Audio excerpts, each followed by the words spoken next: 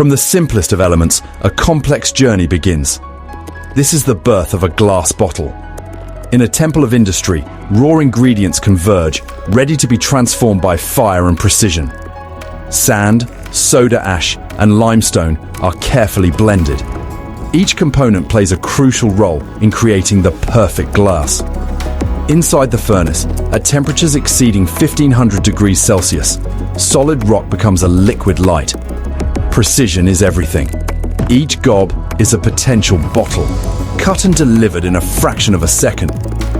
With a powerful burst of air, liquid glass is shaped into its final form. A modern industrial ballet. A slow, controlled cooling ensures strength and durability, preparing the bottle for its journey ahead. Every bottle is scrutinized. Only the perfect ones continue on, a testament to quality and craftsmanship. Packaged and prepared, the bottles are ready to leave the factory, destined for homes and stores around the world. From sand to shelf, a story of human ingenuity, industrial power, and the simple beauty of transformation.